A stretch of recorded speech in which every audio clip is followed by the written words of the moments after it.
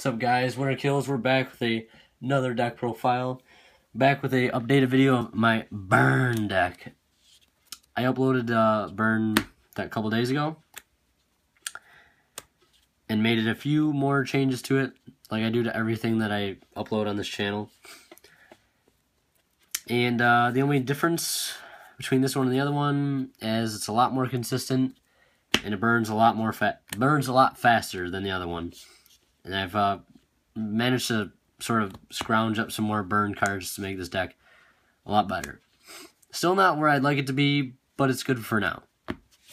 So anyways, let's go ahead and get started. I took this to my locals the other day and played some people for fun with it. So it actually worked pretty well. So, at least as well as I could ask it to do. Won a couple games with it against like Shaddoll and Clefort and other random decks. So, start off 3 Summer Night Awesome. Obviously, when you summon it, it burns for 1,000, which is very nice. And then you can attack, obviously, for 14. So, if you do get the burn and the attack off, 2,400 damage right off the bat. Triple Battle Fader to save yourself from attacks, along with Triple Swift Scarecrow for the same reason. 2 Princess of Tsurugi. The thing I really like about this is a lot of people play a lot of traps at my locals. So, this is really nice because when it's flipped, obviously when they attack into it, they take 500 for each spell and trap card on their side of the field. So that could be upwards of 2,000 most of the times. 1 card for draw power. 1 dice jar just to kind of luck sack sometimes, because if you do manage to roll a 6 and your opponent doesn't, that's an easy 6,000 damage right there. And 1 Marshmallow, because Marshmallow's a staple in a deck like this. Next, 3 Tremendous Fire, instant burn for 1,000, but you do take 500, but probably most consistent burn card as far as the spells go. 2 Chain Energy, probably the king of all burn cards, pay 500 life points to basically do anything from your hand. 2 Poison the Old Man. I use this more often than not to gain life points instead of burning, just so I could stay alive longer and kind of sit on my Battle Faders and Swift Scarecrows longer so I wouldn't have to use them right away, and that actually worked pretty well. 2 Chain Strike, obvious reasons. Burning Land, what this does, it fixes 500 life points to the turn player during their standby phase, which is good because it kind of puts pressure on your opponent, and it'll save your other back row, because they'll obviously want to get rid of this first. Next for a spell, 1 Swords Revealing Light, along with 1 Wave Motion Cannon. Again, this kind of protects your back row as well, because they'll just want to MST it along with the Swords Revealing Light, and that was kind of the idea behind that. Next for the traps, 3 Threatening Roar, again to stop attacks, obviously. 3 Just Desserts, burns for 500 for each monster your opponent controls. A good way to add up a lot of burn damage, as well as Triple Secret Barrel, probably my favorite burn card.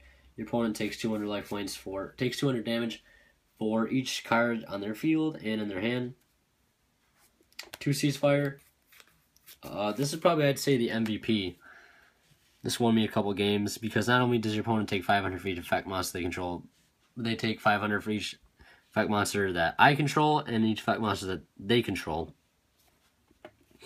So, and I'm glad it came back to 2. Kind of makes this deck a little more viable. And lastly, 2 Magic Cylinder, because it's Magic Cylinder and you just have to play it. Because a lot of times people just always try to push for damage against you because they want to win before you can burn them to death, and this sort of punishes that. So yeah, that's it. 2 Magic Cylinder. That's it for the main deck. Extra deck, I probably only play a Cowboy or a Black Ship, because you're really only ever going to get 1 rank 4 out, because there's only 3 level 4s that we play, which would be the 3 Satana Knight Awesome. But my favorite card in this deck would definitely have to be Dice Jar. This card is amazing. I would play more, but it's just so much of a risk, and sometimes it can lose you the game. But, I mean, if you're going to build a burn deck and you got a Dice Jar, why not throw it in there? I think sometimes it's really sacky, which I really like. But other times, I mean, it depends on really if you have good luck or not. I kind of don't have good luck most of the time. This kind of ended up screwing me over most of the times, but on the other hand, it can end up winning you the game. So yeah, that is it for this burn troll deck profile.